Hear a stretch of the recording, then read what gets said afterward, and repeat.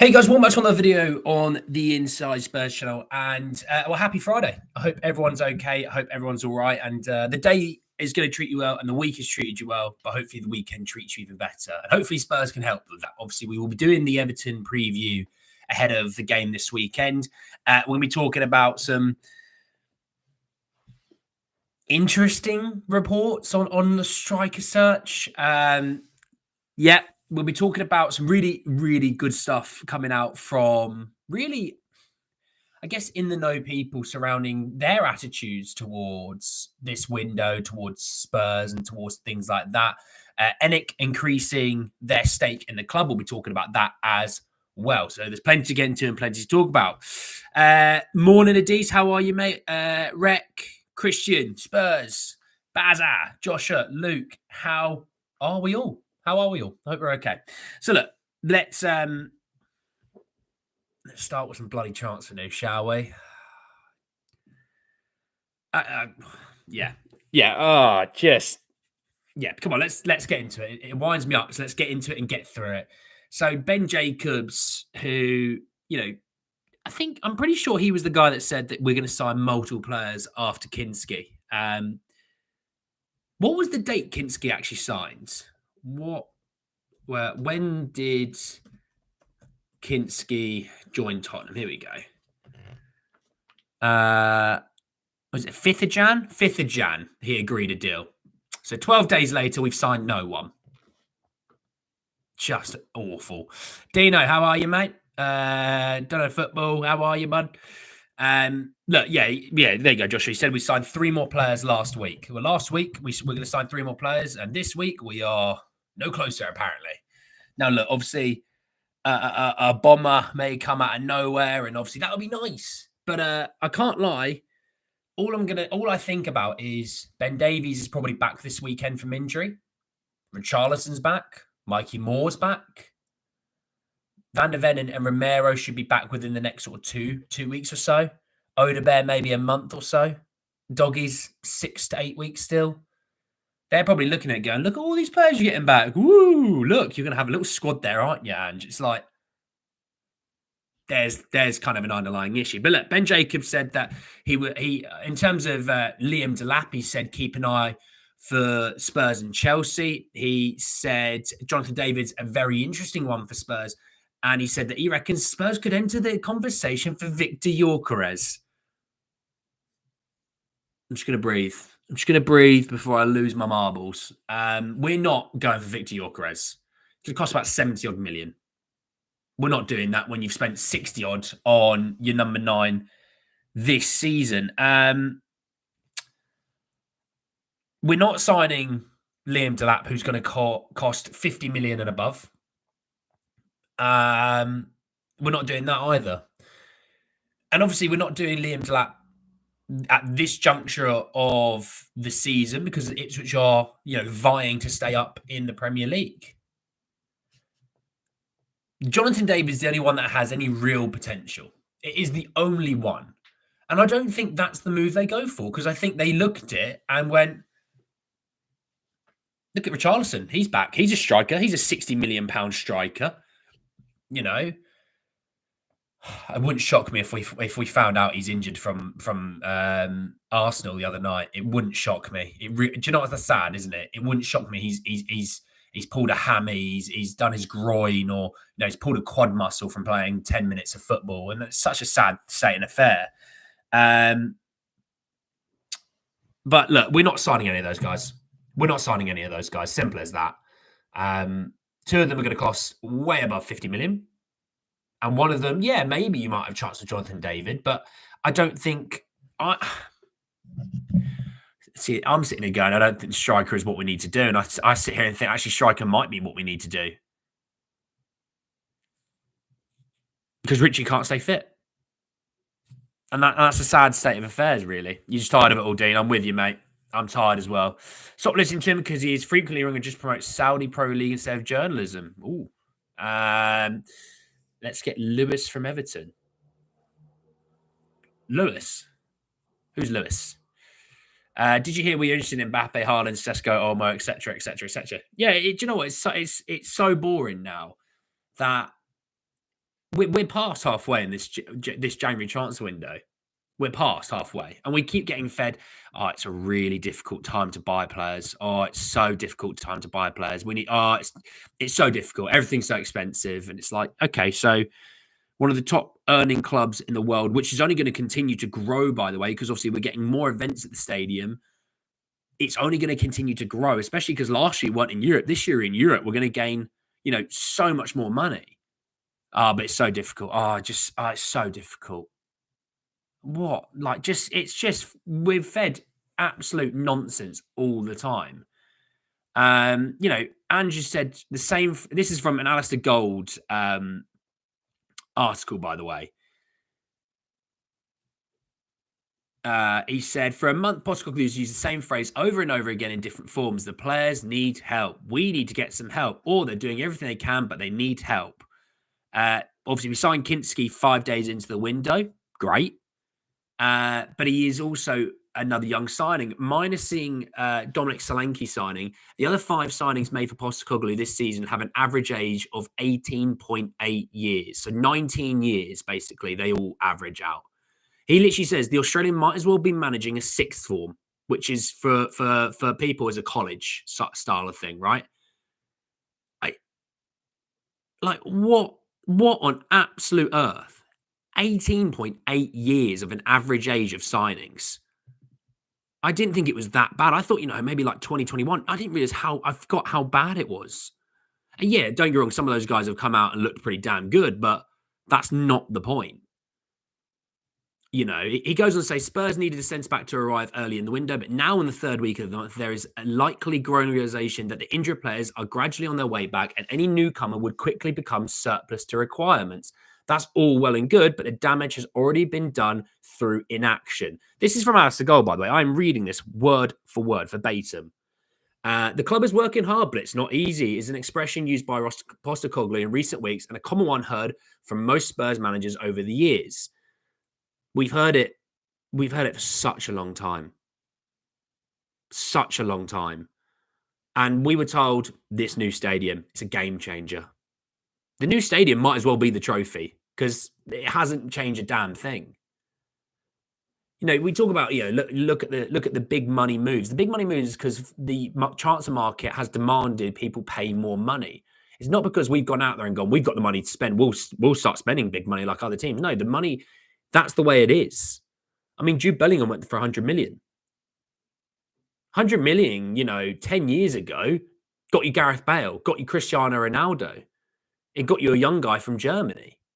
English player, obviously, but from Germany. So the market dictates that you have to spend a bit more. It's not that we've been proactive and gone, we're going to spend more and catch up with those big boys. No, we just felt like we had to do it, and we haven't done it really that well. He said the same goes for an attacker in a month when Postecoglou has made it clear on numerous occasions that it was a priority for him. We were interested in Kalimwani, but he chose to go on to Juventus.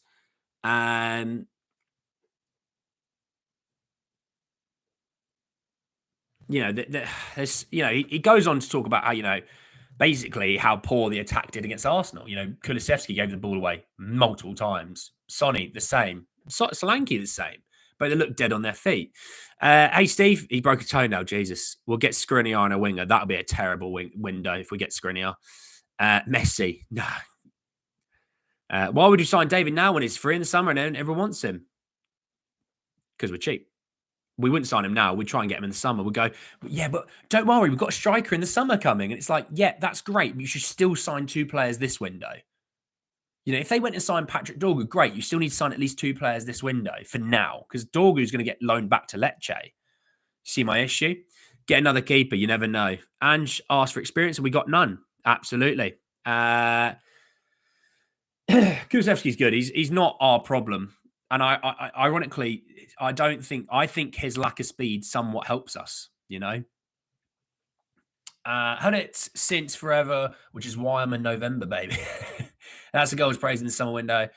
Well, look, you can praise some of the deals in the summer transfer. I did. I thought Solanke, big money move.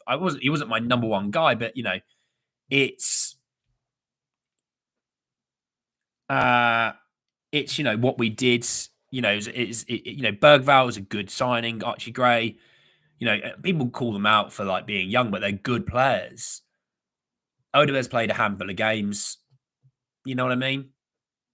So in reality, we're January 17th. So many of you are like, we'll get some for the Arsenal game. And we did that poll.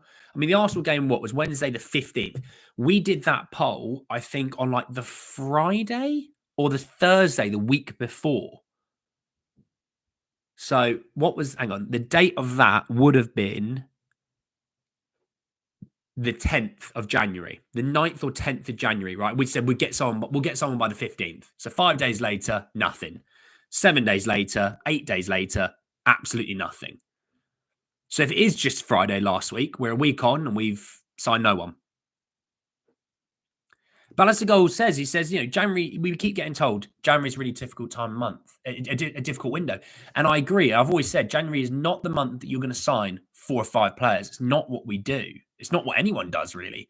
Now, Man City are signing a few players, but again, Man City are a different beast when it comes to the transfer window. Now, yeah, I don't want to hear about the charges. I'm not really caring about it. But you know what? Regardless of the charges, they try. They spend money and try. You know, now my thing is 17th of January. There's no reason why you couldn't have had 2 players in by now. Because in December, you know, we lost all of our defenders, I think by like the 8th of December, barring Dragoshin, right? We lost 3 centre-backs by the 8th of December. We're now 6 weeks later. We haven't signed one. You should have been at it. As soon as those defenders went down and you go, well, Davies has pulled his hamstring. He's going to be gone for at least 3 weeks because he's older. You got to add on at least an extra week. You factor in Mickey. Right, we already know Mickey and Kuti are going to be gone for, you know, at least a couple of months. So, right, okay, cool. Right, so it's going to be a couple of months. It's February. We've obviously got a game against, well, by that point, actually, we weren't even through in the EFL Cup. So even if they were like, look, we don't have to get through the EFL Cup, we then got through the EFL Cup in the middle of December. Then they should have gone, right, we've got a game in early January. We got the keeper in for that one. Okay, we've got a game in early February. They're probably looking at it going, if we can just hold on till then, we'll get Romero back and we'll get Davies back and we'll get Van der Ven back and we'll be back to normal. It's like, hey, here's some cheap, here's some more cheap, and there's even more cheap. We're fed crap 24/7, you know, and just crying out for help. I absolutely agree, phony, phony pizza.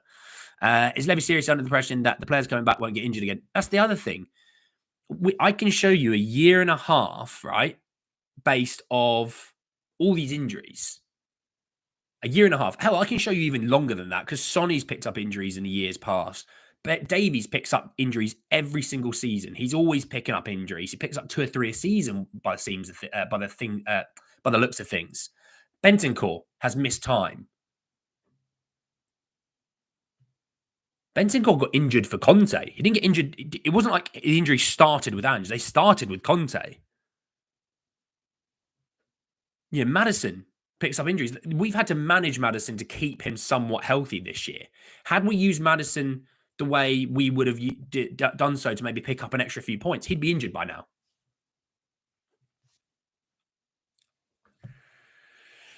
Who are we getting now? I couldn't tell you, mate. I couldn't tell you. There's absolutely no credible people giving us credible links. You think it was right? There you go. No, I'm not saying us. We all know stuff, mate.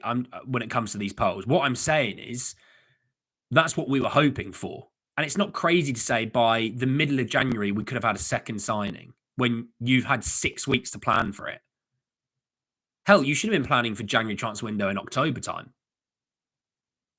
I said 3 signings in Jan. I said 3 signings post keeper in terms of including the keeper.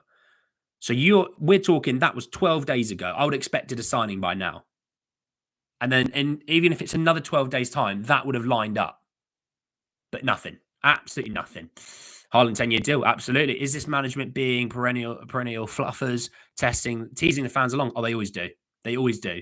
And then they sign some player on loan and people fall for it. I think Lang can sell Tottenham to younger talent, but experienced players, he can't sell it. Hey, Al Dente, how are you, mate? Steampunk, how are we? Had to take a few days away, that game made me sick. Jesus. It's not as simple as that. Teams are taking talent. We have to replace talent as well. It's not a simple transaction. This involves Spurs. No, again, if you've not listened to me at all over the last sort of maybe 3 or 4 weeks, but what you can do, right, as a club is homework, preparation, and to be somewhat organised. Those 3 things basically haven't existed. There's the issue. It's a lack of competency. Ange going to explode into a Conte out of the club. Who would blame him? Well, he would. If he would explode, he would stick to his words. The Conte revisionism from some fans does my head in. He was hated at this club. He treated us like second-class citizens. He treated us as, I'm doing you this favour. You know, he alienated the dressing room, like truly alienated the dressing room. There's players wanting to leave in the summer if he was still there. And I'm not talking like your Oliver Skips or your Pierre-Emile Højbjergs. I'm talking like your big names of the squad, you know, those same big names who absolutely love Ange and want to play for him, but they're getting injured and they just need a bit more support so we can just rotate those boys. Imagine if we had rotation options, right? Good quality rotation options. Romero wouldn't play that game, the first game back. Mickey wouldn't have done the same, but we had to because we were so down bad. Are we going for last minute? Oh, mate, we love a basement deal at Spurs. We love one. Inject it into my soul, as they would say. I started watching YouTube channels when Ange started at Spurs. I commented on some channel somewhere, and one person replied to me saying, "It does not matter. Levy will screw him. It's slowly coming true." I mean, 2 weeks. We've had 2 decades of evidence. You know, Levy going for Haaland. Oh, I don't think he'd even want to pay 1 week of his wages. That Harry Kane guy looks pretty good. We should try getting it. That Emerson Royale looked pretty good as well. We should get him in. It's scary how the perception that is that it seems that we put all our eggs in the Milani basket. Well, I'm not going to say we have.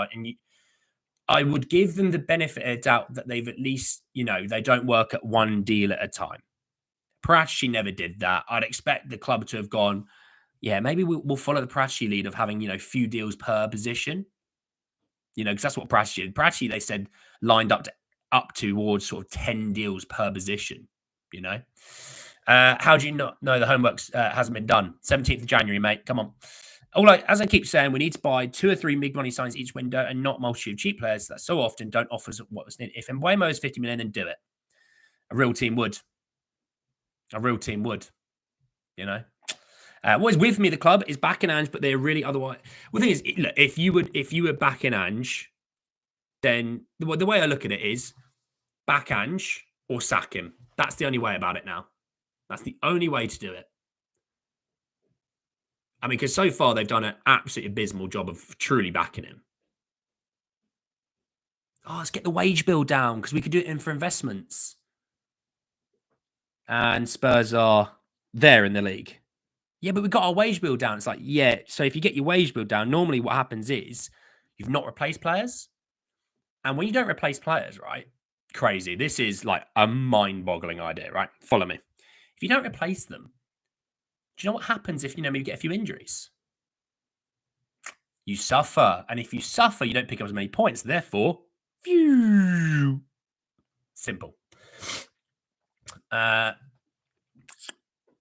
Sorry, the board says they're backing, and we'll see. We'll see.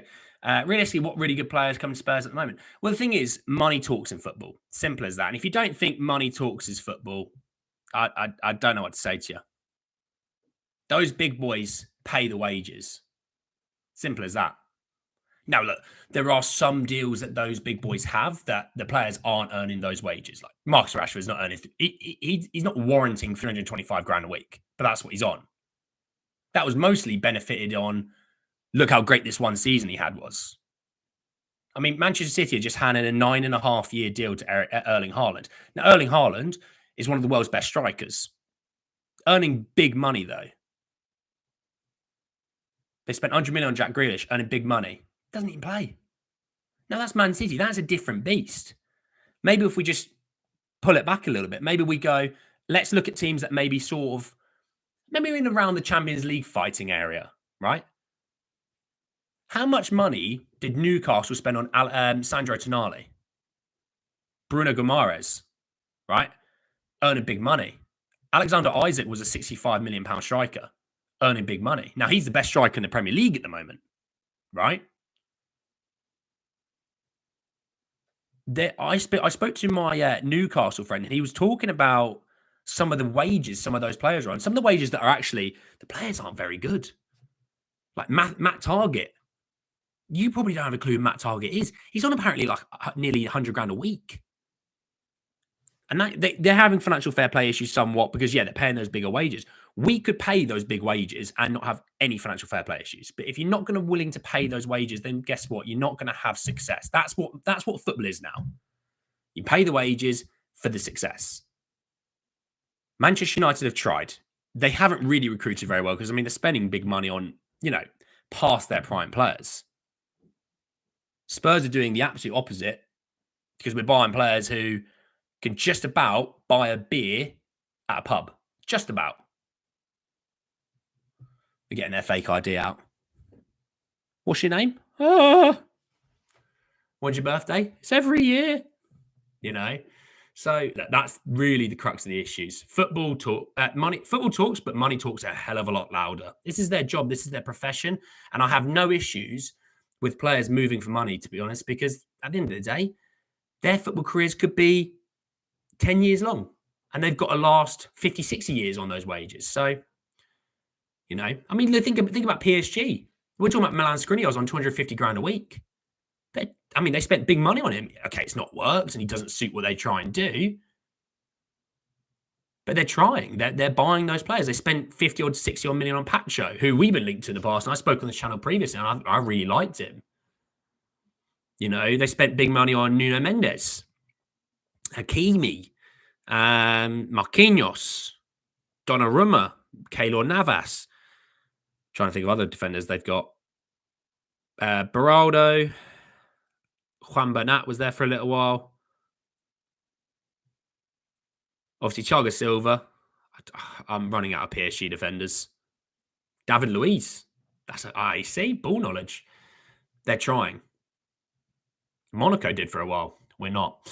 I can already see the excuse next season money will not be spent because we didn't get in Europe. Happens all the time. Or they spend money to get back into Europe. That's when I compare us to Man United, it's literally, you can see it every year. We're trying to be like Man United without spending the wages, basically. We want to be that brand. We want to be, one of when you think of the Premier League as a person that's not in the English sort of world, and maybe you live in America, who's the first football team you think about? And it's not soccer, it's football. They normally go Man United. Give me another one? Oh, Liverpool. Give me another. Oh, Arsenal. Oh, Chelsea. Oh, Manchester City. And then it's Tottenham. What they're trying to do is get Tottenham up that list. And quit just prior to going to a World Cup Australia because he's not being supported. He may do it again. Maybe so. I don't think he's pressing too much now. What my issue would be is support the player, feed the striker. Who would you take between Gyokeres Delap and David? Well, Gyokeres is, obviously banging him in at the moment. I'd probably say in that order, Gyokeres Delap and David. I'd probably go in that order. And should quit Feb 6th if no other signings. Yeah, give it to Ryan Mason. Woo. Who can Tottenham attract to pay the big wages to? Loads of players. Absolutely loads of players. The issue is actually wanting to pay their wages, and they don't want to, Spurs should re-sign Decky to a long-term contract. He starts wanting to leave. Wouldn't blame him if he did at this point. Juve is Italy's biggest club. He was always going there. Okay. Even with his injuries, we shouldn't be on this form. No, we should be in better form for sure. You can justify some of the results through injuries and fatigue. Well, fatigue, you can justify a lot of the results. But injuries can only justify certain results. Because, at times we had centre-backs, didn't we? We had times we had Destiny Dog at left-back. But the results were too inconsistent. So as much as I'm Ange, they do need to improve. I completely agree with you. Colo wants Champions League football. I don't blame him. Enjoy your nil-nils. My parents lived in New York. They lived in a block with a fanatical Greek-American Spurs fan. Oh, lovely. Soccer, that is the English name. As an Aussie, I use bloody football. Let's play football. Name me some of these big wage players. I mean, you're not understanding anything I'm saying, bud, but okay. But yeah, really good players have options, and it won't be Spurs. Man United paid just short of 90 million. Anthony's only on 75k a week. Couldn't believe it. Depends on where you're buying these. Well, they made a mistake there, Bridzy, because they were offered Anthony 2 months before they signed him for about 40 million, and then panicked because they weren't getting the ones they wanted, had to double their money. You know? What about a cheeky bid for Enic? It's a weird one, isn't it, Enic? But again, it's like, do we need another youngster? And that's another issue, you know. Had to change managers at the point in the season, but Kieran McKenna in the summer. Ipswich are doing all right this season, I think. He's doing all right. I mean, there's no manager that fixes the situation at the moment, you know. There's no manager that fixes the situation. Simple as that. Worried about getting dragged into relegation. Now we'll be fine. Jermaine Genius, coin. If you don't understand that meme, go and have a look at it. Anyway, come on, let's jump in. Let's talk Everton, because I'm bored of transfers because they go absolutely bloody nowhere when it comes to Spurs. I'll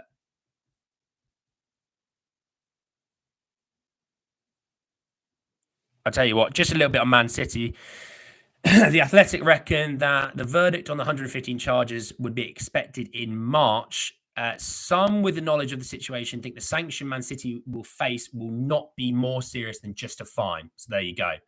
Man City not going to be getting into too much trouble when it comes to their fines. Really quickly about Enic. They've increased their share in Spurs. They spent another 35 million in capital, which has been injected into the club.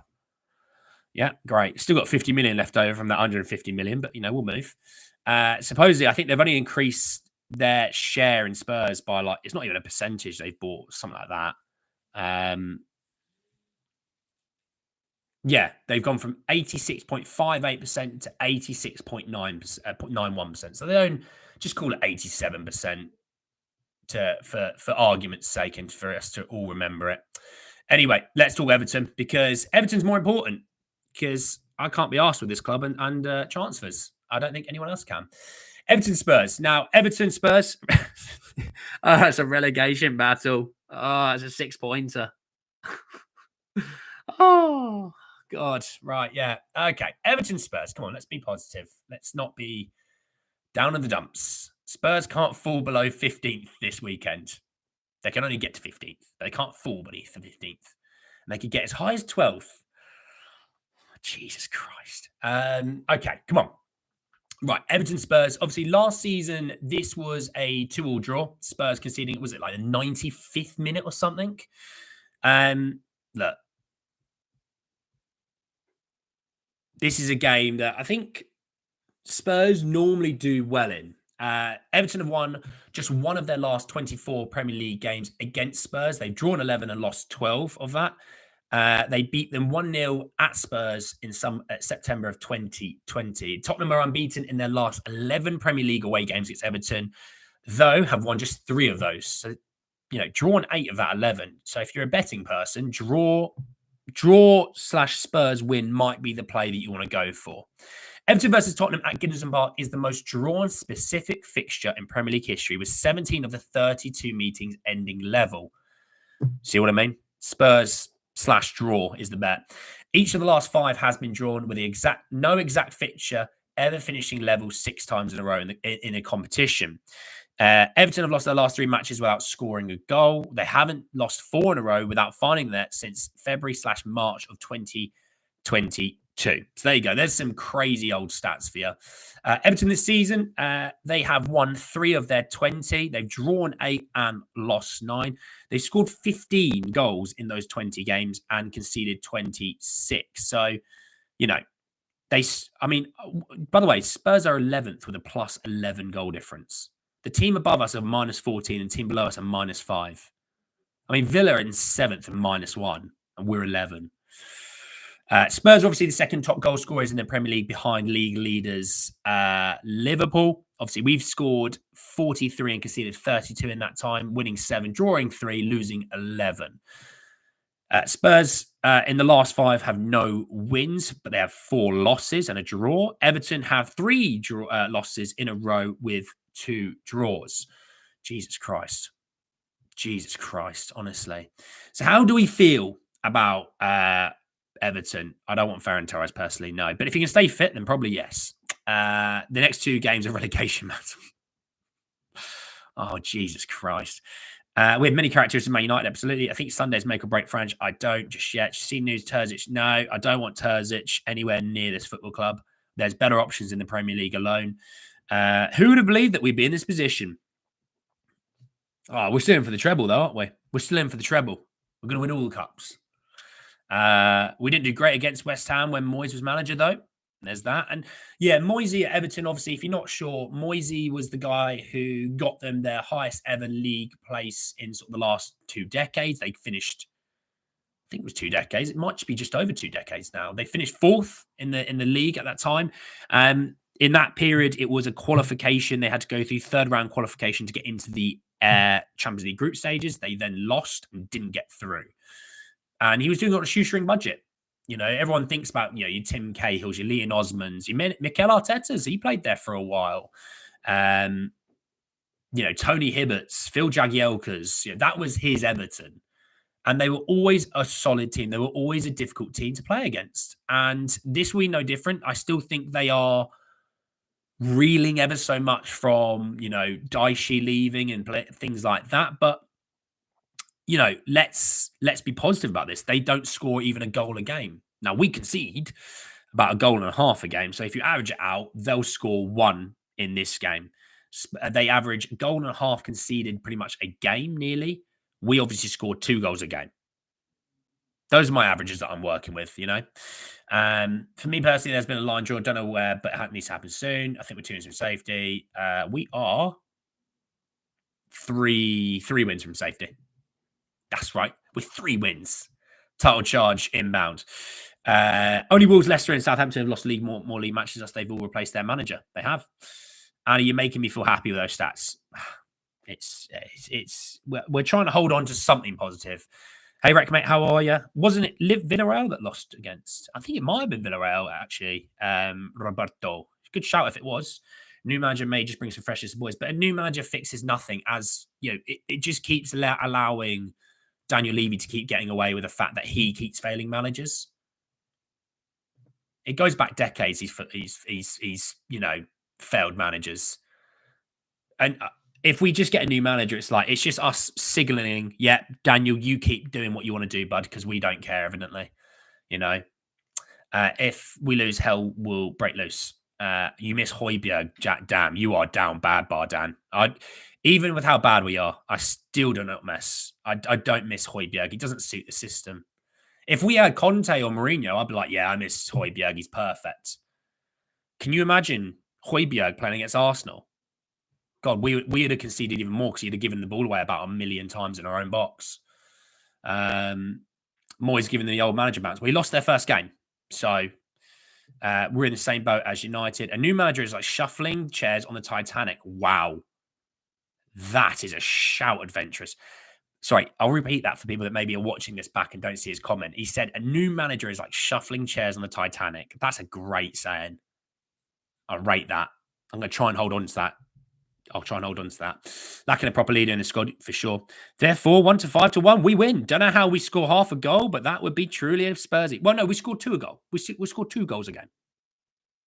And they concede 1.5. So it's like more like 1.75. There you go. Except United's boat is heading in the right direction.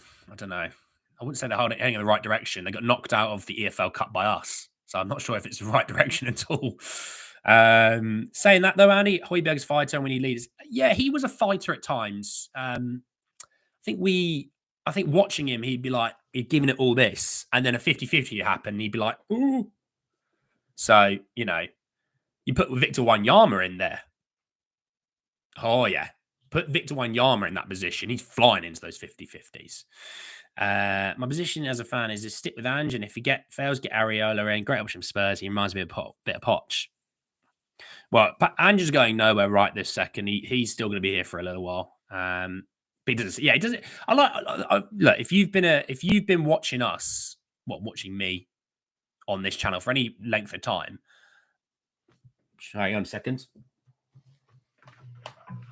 Need to put my charger in.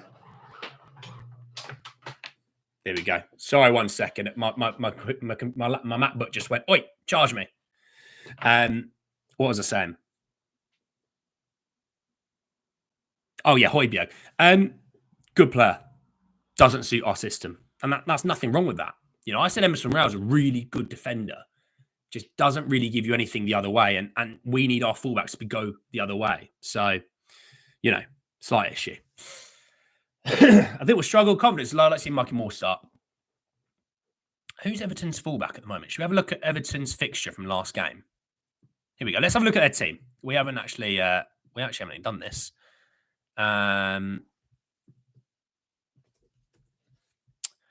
Everton lost 1-0 at home to Aston Villa. Let's have a look at the team. They had Ashley Young at right back, who was substituted for, I think it was Jake O'Brien.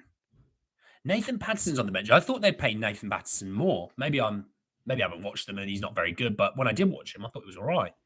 And they lost to Villa 1-0 at home. Looking at stats, it looked like a fairly even game. They had more corners. They had 49% possession, so nearly the exact same. They had 19 less passes, so you mean it's pretty much even. They had the same amount of shots on target. They had one less shot, so it looked like somewhat an even game. And I saw some Villa fans saying that we could have lost that game easily, which is kind of odd. Also, Leon Bailey didn't come on play at any minutes, which is and Duran as well. Oh, Watkins scored. That'll be one. But yeah, look, Pickford in goal, Ashley Young, Tarkowski, Branthwaite, Mikolenko, Mangala, it's Idrissa Gana Gay. Ugh, that's a mouthful. Harrison Decore, that Ndiaye, the winger, he looks a player, and DCL up top. Looking on the bench, Asmir Begovic is on the bench. Oh, my word. Michael Keane, Nathan Patterson, Jesper Lindstrom, Jacob Bryan, Beto, and then João Virginia. Oh, he's another goalkeeper. Okay. And the rest are two youngsters. Could be a Mikey Moore time. It could be. I've missed so many comments. Oh, my God. Where am I? Yeah, I probably agree with that. I don't know football. The other saying I heard, new manager at Spurs is like captain for the Titanic. Oh, yeah, whatever happens, you sink. What happens, you sink, you know. With defensive managers and crap back line and awesome forward, we get a offensive manager, we have an awesome back line and crap forward line when they're fit. Time for some fruit squash. I've nearly emptied it, but it is here. Don't worry. I haven't forgot about it. The bottle's on the other side of me. Basically, you think we're going to make a point about Ange. Feed me, said the Mac. Oh, it did. It was literally sitting there going, oi. Said something quite rude to me. Went, give us some juice. Give us some summer fruit squash. You said if you've been watching the channel for any time. Sorry, Craven, I must have missed that. Pierre was like Dragajin and Johnson, decent players, but don't suit our system. With Richie and Moore available, there should be no more Johnson. Everton is going to be a hard game. Gyokeres, unless is Gyokeres from the Albanian second league. Spurs aren't getting anywhere near Gyokeres. Can't see Ange being here Monday. If we lose this game, I can. And Ndiaye will score versus us as he will get in behind Pedro Porro too often for my liking. Yeah, I saw people trying to scapegoat Pedro Porro for their second goal, and it's not his fault. So honestly, not his fault. If Everton get a decent press going, we will lose. Everton will settle for the counter. Schmook, says Hotspur's Emerson. There you go. Look, looking at it, let me bring up some of the Everton injuries and things like that. The PremierLeague.com website is what I use for, by the way. So let's have a look. Armando Broja is out for a couple of months with ankle ligament issues. They reckon Joe Garner may be back with them this week. We'll see. Timothy Irogbunam, I'm not sure. Apologies, I don't say his name. It might be ruled out. They reckon Dwight McNeil might still be ruled out as well. He's one of the more creative players. Seamus picked up a calf strain in training 2 days ago, so you expect him to be out. Yusuf Romalo Chamiti should be out for a while as well. So looking at it, most of their injuries are somewhat long term, or at least mid to long term. With Spurs, obviously, Davies should be back this weekend, which is nice. It's something. Just trying to think, is anyone else back? No, that's it, isn't it? That's it. It's just Davies. It's just Davies that's going to be back this weekend. Obviously, Vicario still out, Desi's still out, Mickey's still out, Romero's still out, Bentancur's still out.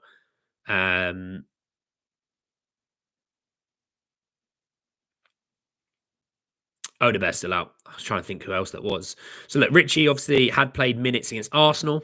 Probably did more than most of our players did.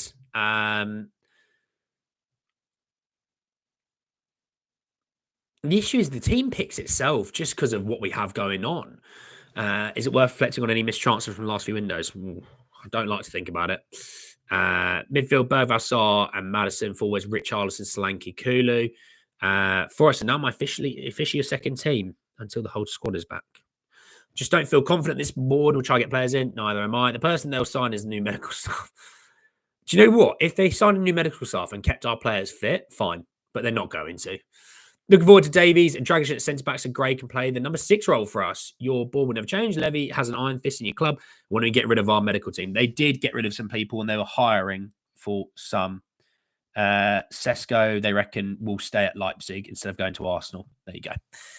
What's my 11? Okay, what's my 11? Kinski's in goal. Spence. If Davies can play, Davies plays. I like Archie. I do like Archie. But give me Davies centre back with Dragic and give me Porro right back and give me Archie Gray at my number 6 with Bergvall next to him. Go on, let's do it. Let's screw it. Why the hell not? Give me those two in the midfield. Give me them with Maddison. Give me... Well, you probably go Son, Solanke and Kulu because I don't think Mikey or Richie or anyone like that is ready to play any serious minutes just yet. Yeah, go on. Why not? Why not? Obviously, if Davies can't give us... I mean, if Davies can give us 60 minutes, I'd go Davies right playing 60 minutes. And then you might then pull Archie Gray at centre-back with a new... You know, with a midfielder maybe coming in, like a Basuma or something. I don't know. But that's what I'm going for. But Dean reckons Kinski, Porro, Jagu, Gray, Spence, Bergvall, Madders, Kulu, Son, Solanke, Richie on the right. Oh, Richie's on the right. Crikey. Tamworth keeper has joined us. Welcome, Jess. Yeah, the Tamworth keeper's here. The first thing Gray needs when the centre backs are back is a week off. Poor kid has played too many minutes. Well, actually, let's get those dates up for Spurs' fixtures. Let's get these up. So we play on the 23rd. By the way, it's a 2 o'clock kickoff UK time on Sunday, if you wanted to know. We play at 5:45 on Thursday. So you're going to have Monday, Tuesday, Wednesday really rest because you obviously then have to fly to Germany because we're playing Hoffenheim. And then we play 3 days later against Leicester City. Jesus Christ. And then we play Thursday. So basically from this Sunday to not next Thursday, Thursday after, we play 4 games.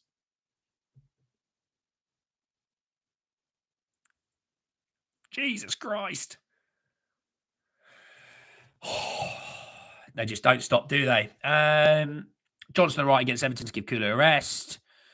How many teams have Spurs formed with these players they're keen on? And I get a shock now. Please no more. Johnson, like my Spurs fans, I can't wait to see. Oh, yeah, Archie Gray is going to be an absolute bloody rock star at this club. Absolute bloody rock star. Can't be seeing Johnson. Yeah, Johnson was non-existent against Arsenal. Non-existent. The schedule's ridiculous. It's relentless. And that's why you needed a proper squad, which we decided proper squads are overrated. Right. Score predictions. Get your score predictions into the chat. I'm going to finish off my summer fruit squash and then I'm going to hit you with mine. Here we go.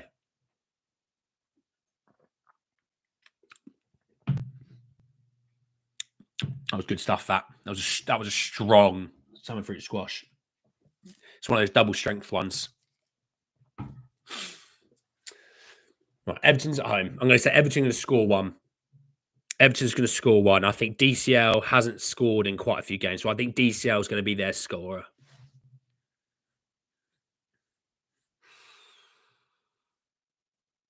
Give me 2-1 Spurs. I'm going to be positive. I've had enough. Do you know what? You. Yeah, I'm talking to you.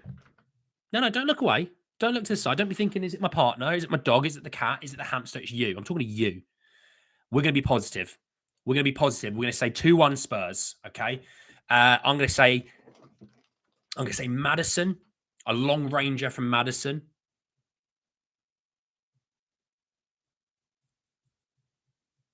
And slanky tapping. Long range from Maddison, slanky tapping. I'm going 2-1 Spurs. Here we go.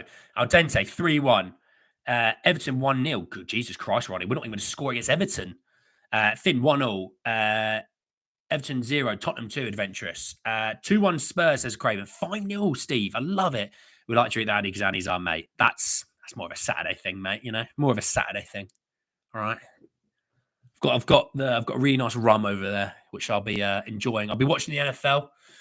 We've got lots of good football on this week, American football on this weekend, so I'll be watching that with a nice rum and coke. I don't know if football says 3-0 Spurs. Bazza, 3-1 Spurs. 2-1 tight game to us or 1-1. Everton couldn't construct a goal if we laid out the red carpet. Everton 2, Spurs 1, says GG Giant 68. Slaggy scored 2. 1 for Kudisesi and 1 for Ndiaye. Don't talk to my wall like that, Andy. Rex says 10-0 Spurs. Love it. You sound like my friend Dean. Going with 1-0, Blues win, Moyes masterclass. Shut your mouth, Roberto. 1-0 Everton. Mwaka says Spurs don't play against long block teams. For real. 3-1 Spurs. I thought their Liverpool game was... Do you know what? My thinking is if you can get one, if you can just get one, it may bring Everton out to play a bit more and then hit them over the top. No blackcurrant Guinness, Andy. No, just straight Guinness if I'm doing it, mate. The Irish and me kick straight in. And I see people doing like baby Guinnesses and stuff like that, and I'm just like twitching. I'm like, I even see people get a half pint of Guinness, and I just start twitching. I'm like, ooh, get yourself a proper Guinness. What are you doing? 2-1 Spurs win. Richarlison. Do you know what? Yeah, Richie off the bench could be a little. Do you know what? If it was 3-1, Richie would score that third. How about that? I'll be watching the playoffs too. Unfortunately, I'm a Seahawks fan. Well, dude, I'm a Patriots fan. Mike Vrabel was great, but we ain't anywhere near the playoffs right now. Although I think next season we've got a chance. $130 million in cap space, number 4 overall pick. Vrabel's in charge. I think the Patriots look good next year. Hey, and also, Finn, if the Seahawks are talking about Metcalf getting traded, come speak to your boy. We'll take him. This is where we actually do something. Lions. Oh, yeah, Lions. Do you know what? NFL fixtures, really quickly. I want to tell you what times that these games are on because I'm staying up. So we've got tomorrow, 9:30 p.m., 9:30. It's Chiefs-Texans. Chiefs win that. Then Texans are so down brutally bad injury-wise. Chiefs win that. Got 1 a.m. is Lions-Commanders. I'll be watching that. Lions are going to win. They won't cover the spread. I think they win by 6 or 7 points. Eagles-Rams. I think Eagles will win it just because they're just going to run Saquon down their throats at 8 p.m. on Sunday. And then 11:30 Sundays, Bills-Ravens. I don't know if I'll stay up and watch that, to be honest. I'm not picking a winner in that just yet. Depends if Zay Flowers plays. Can't see a win Sunday. Maybe a score draw, says Matt. Live over the water from Everton. Don't know if I go next season when they move in their new Bramley Dock Stadium or their new... it looks like a Tesco's. Richard Arliss screaming and coming. Proper Guinness with a shot of tequila dropped in it. Just give me a shot of tequila on the side. I'll do the tequila and then I'll go and split the G straight afterwards. We'll do a chaser. But wanting no other striker than Gyokeres, pick Pape would score. How close are we to the Super Bowl? We are in the divisional round. So after this, it's like the quarterfinals. Next round is the conference finals, which is like the semi-finals. And then the winners of those two conferences will play in the Super Bowl. Chiefs to win, going to be easy. Yeah, I think so. Have I been watching the wrestling on Netflix, Andy? I have been. I have. Second channel down below. We do a review of what happens on those shows if you've missed them. But yeah, I'm enjoying it. Did the Patriots win a trophy last year? Shut your mouth, Rec. We actually went up in the draft order by 1 place. So technically, we're actually getting better. Just give us like 28 more years and then we win the Super Bowl again. Bills beat Ravens. Oh, I really don't know. Oh, it's going to be such a good game. I might have to try and stay up for it. I'll nap the next day on Monday. But yeah, you should have an Inside NFL sister channel. Well, if people are keen, I would love to do it. We'll do a little mock draft and things like that. I'd love it. I watch the NFL just as much as I watch football. Maybe I might even watch the NFL more than I watch football. Two says Tarzan. David of Lille is there to be signed, and we're crying out for a striker. We're crying out for about 12 players, but I do get your point. Richie recovery and reacts.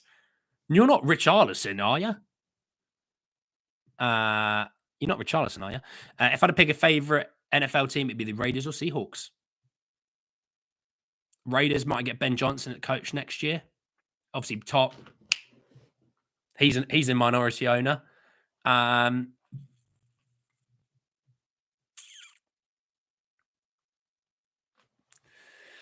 Yeah, problem is you know, will you be able to draft Shador? You know, because the thing is, Abdul Carter might go in the top 4. Obviously, you got the 2 quarterbacks, Cam Ward and Shador. You've got Abdul Carter and Travis Hunter. That seems like the top 4 picks, right?